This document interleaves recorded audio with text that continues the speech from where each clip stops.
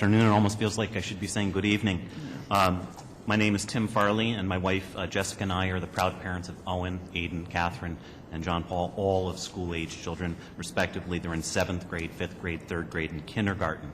I also happen to be the very proud principal of Ichabod Crane Elementary and Middle School, so I have a unique perspective. And you probably have to constantly explain now that there's a hit television show about the character that has nothing to do with the reality of the character. Yeah, that's very true. Yeah. Yeah. The blurring of lines continues here. I have a bumper sticker on my minivan, and the bumper sticker reads, "If you aren't outraged, you aren't paying attention." Finally, for the first time in a really long time, because I've been battling this for a long time, I see, well, most of you have left, but there are 3 of you still here. Thank you. I see people who are outraged because you're finally seeing what we've been seeing for a long time. Before I get to a very brief summary of my written testimony, which you do have, I would like to talk a little bit about one of the remarks Dr. King had made, and he talked about the options of the local student information systems not being ideal or optimal. I don't know who he's referring to, because our student information system is actually quite good. No one ever asked me, said, "Hey, Mr. Farley, what do you think of your student information system? Would you like a really good one?" And so far today, I kept track. I took a couple of bathroom breaks. But according to my notes, I didn't see one single person that came up here and said, "Thank God you're taking my kids' data. Thank God. Thank you so much. Here, have some more." Not one. I'd like to also remark on a couple of statements that Deputy Commissioner Wagner had said. He said that the only source school district has control, the school district has the control of the data. Well, according to InBloom's website, it says, and I quote, you, the district, give InBloom a worldwide, perpetual, irrevocable, sublicensable, and transferable license to use, host, store, reproduce, modify, create derivative works, publish, publicly perform, publicly display, and distribute such content. It's in Section 5D of the Terms of Use. I'm not a lawyer. It doesn't sound too good to me. It sounds like you're a lawyer, sir.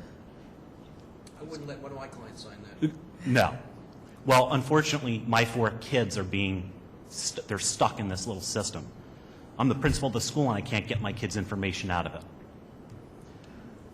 So my question is, one of the other things that Deputy Commissioner Wagner had said, he said, why do schools, or someone had asked, why do schools have to upload the data even if they are not part of they did not receive Race to the Top funds? And he said it's a federal requirement. But it's not a federal requirement to include the students' names. I just wanted that clarified. I also testified at last week's Senate hearing with Senator Flanagan. And a lot of people testified to the disastrous implementation and rollout of Common Core, high-stakes testing, APPR, and some people even talked a little bit about data mining. Those 4 things all have one thing in common, and it's Bill and Melinda Gates. He's funding all of it. And you can't separate one from the others. They're all part and parcel. But as disastrous as the rollout of those 3 initiatives have been, nothing compares to this because it really harms our kids. There was a local district, happened to be mine. They had a Board of Ed meeting last night, and they adopted the following resolution. Whereas the Superintendent of Schools and the Board of Education of the Ichabod Crane Central School District believe it to be in the best interest of the school district and the members of the school community to not participate in the selection or implementation of a data dashboard solution. Now be it resolved, the Board of Education of the Ichabod Crane Central School District, upon the recommendation of the Superintendent of Schools, hereby determines not to participate in the selection or implementation of a data dashboard solution. And the Superintendent of Schools is hereby authorized to take all necessary steps to implement this decision in order to protect the privacy of our students and families. That vote, and I'm very proud to say, passed 7-0, unanimous. So you've heard from several superintendents, a lady from Pleasantville, that was absolutely outstanding, asking, and a lot of superintendents from around the state, asking InBloom to remove their students' data. And when people ask InBloom, they say, ask the state ed department.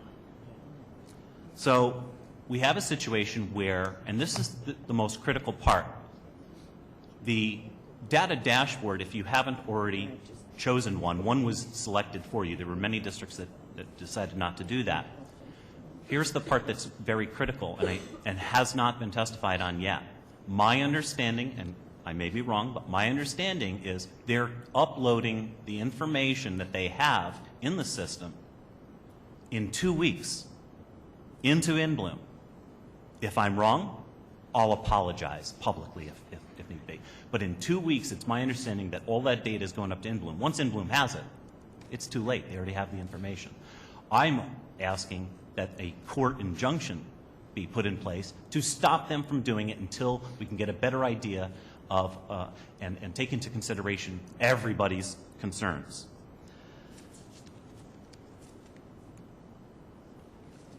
I'd like to just close with the following. There's a passage in the Bible, Matthew chapter 18, verse 6. Jesus talks about the special care given to children, and it says, "Woe to those who would harm one hair on their heads."